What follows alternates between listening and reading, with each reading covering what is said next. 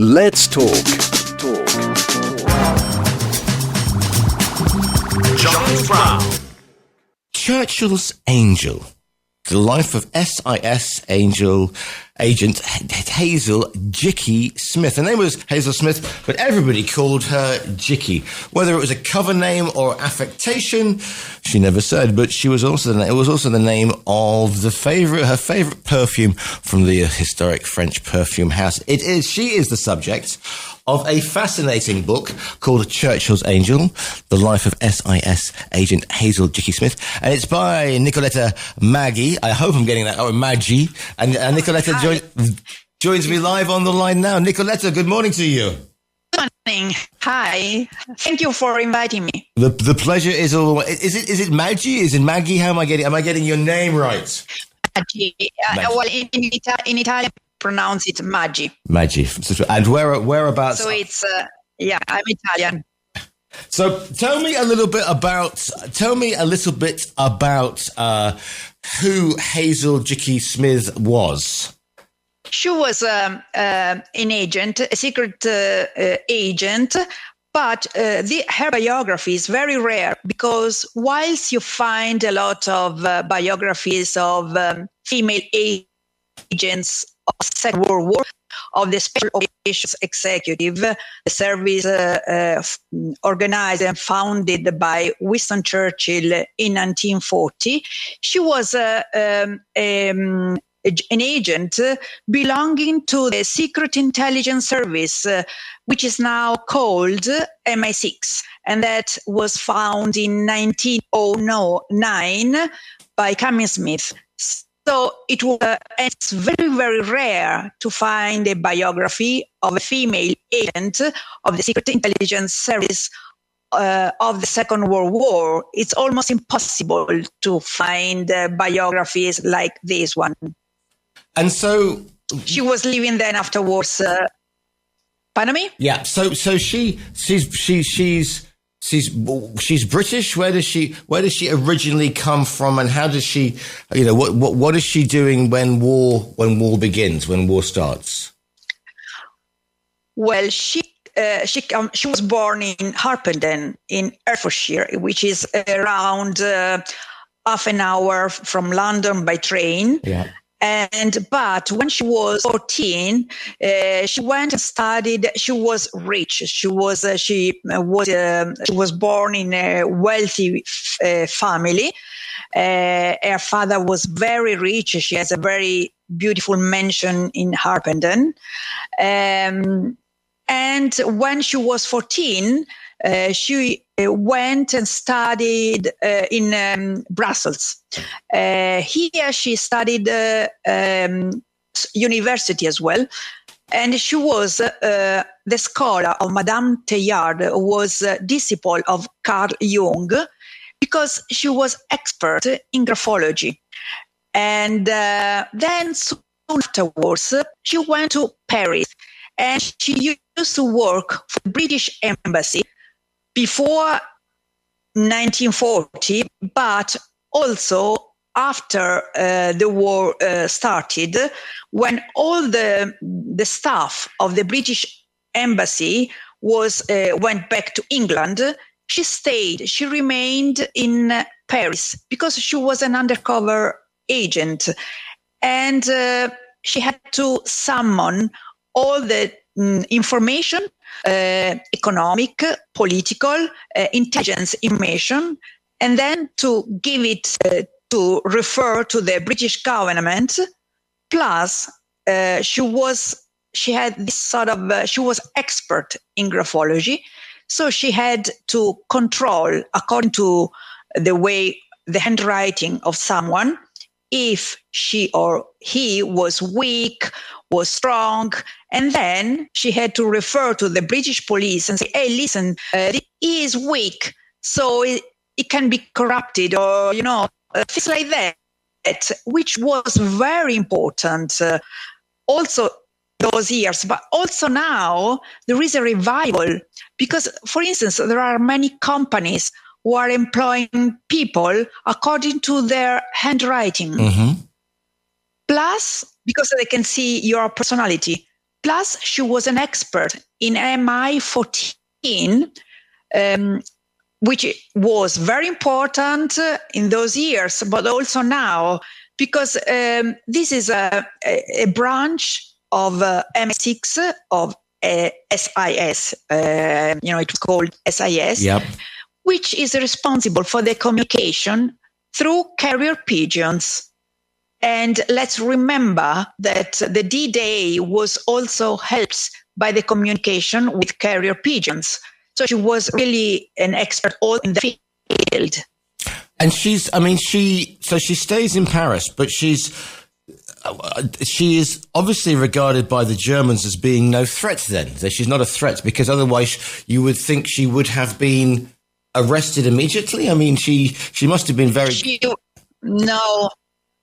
No, she was. There was somebody who betrayed her, right? Because she was working. She had a boyfriend who was a French resistant fighter, resistant. She called him resistant of the Gaulle movement, and she was in a house, and somebody knocked on the door, and she opened. It was the Gestapo.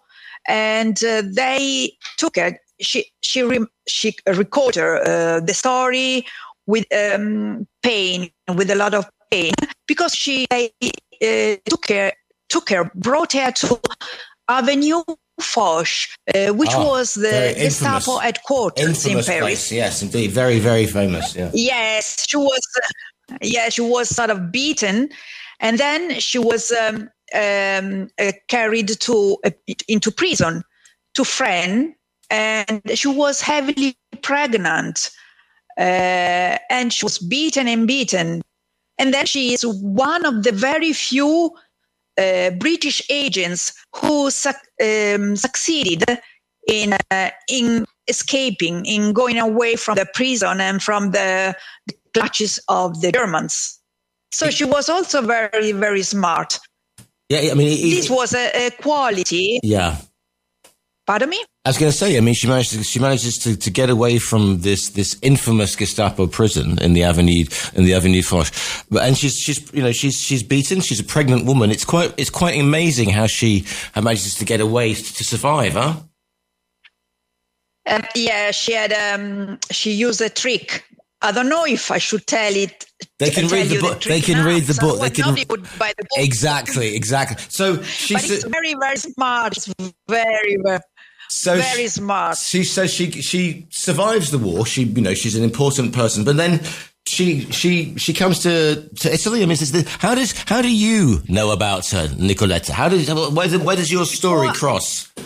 Yes, because after the war, she had this baby from the resistance fighter, and then, but I don't know, they split after the war. We don't know if because he didn't recognize the baby, or we don't know why. But after the war, she married into a very rich family, the Hermes family, the one of the Becks and Hermes, yes, indeed. Kelly, and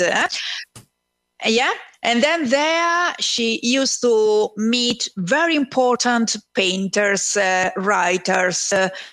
She was a friend of Yves Saint Laurent, and also with her boyfriend Pierre Berger.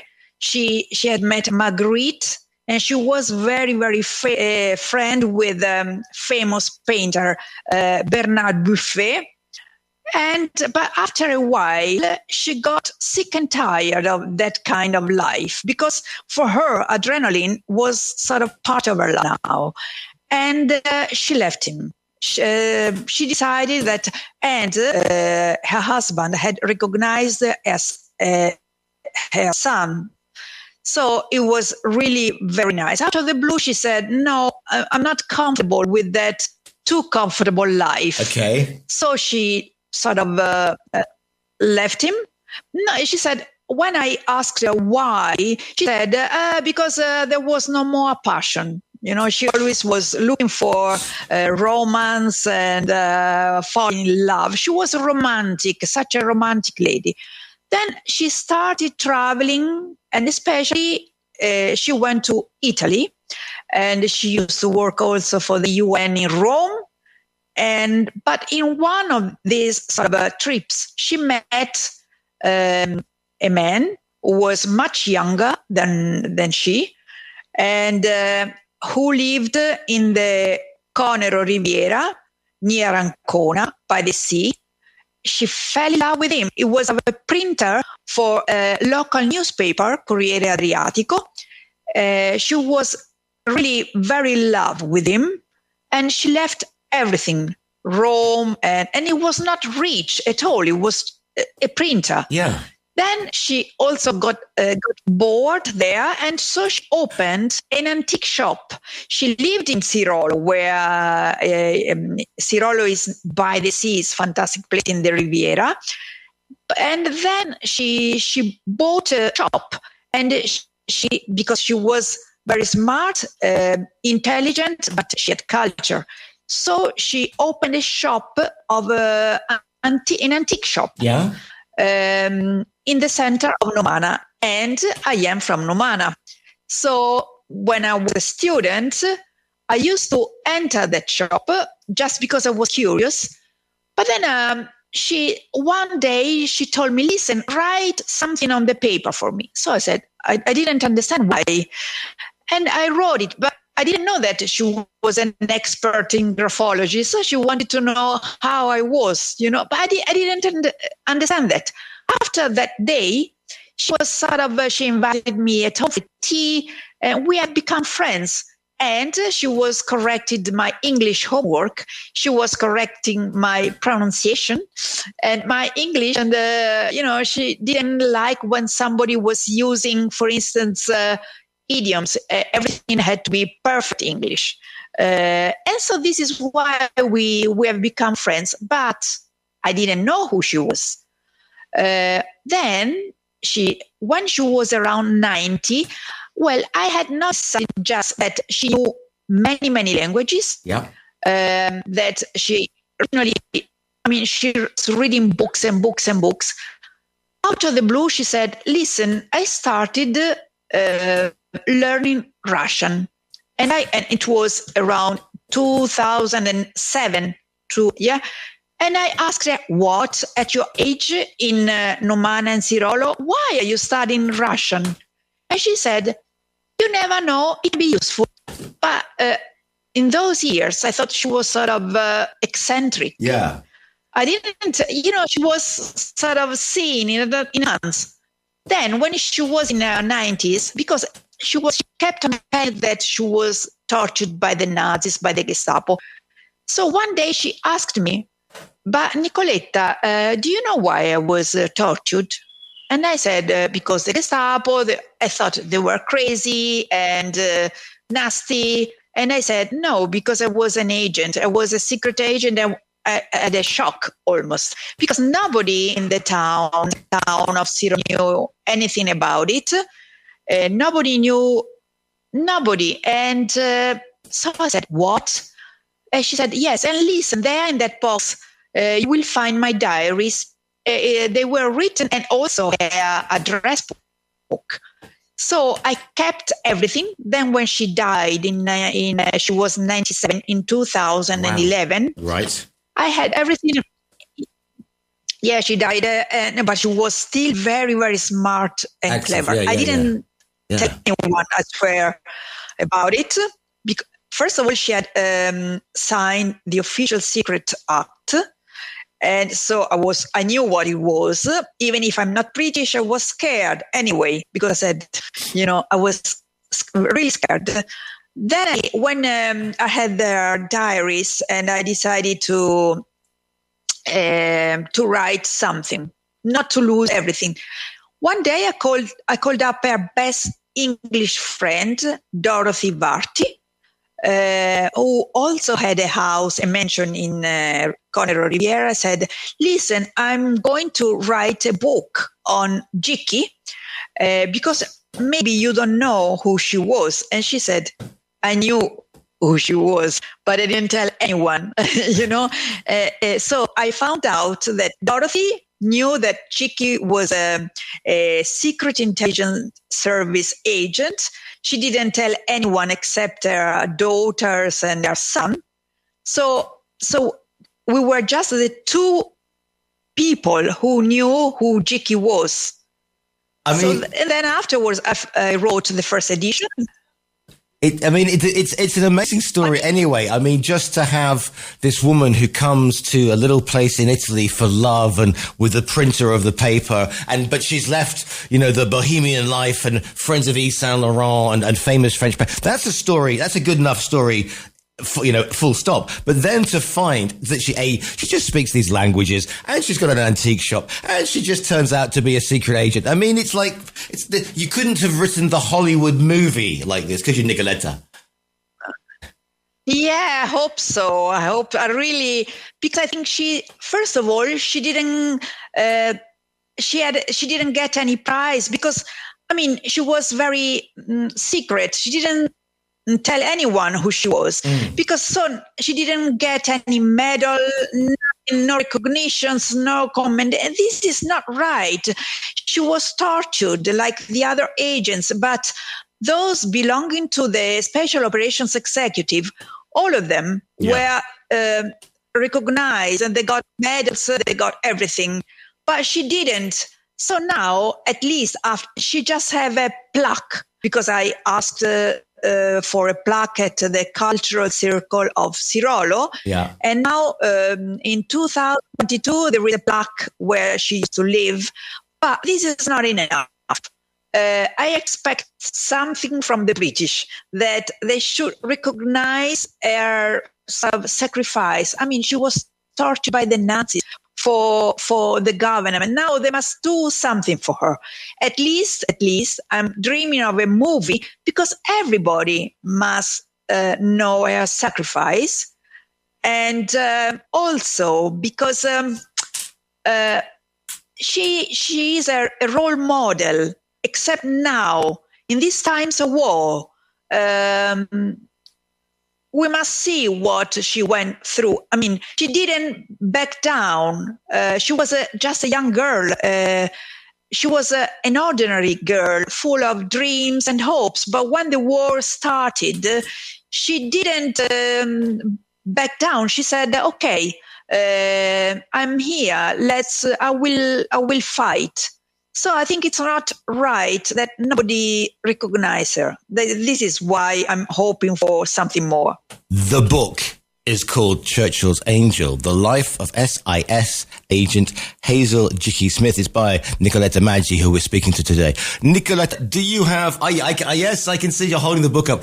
Do you have a website? Is there social media? Where can people find you online? Yeah, I've got www.nicolettamaggi.co.uk.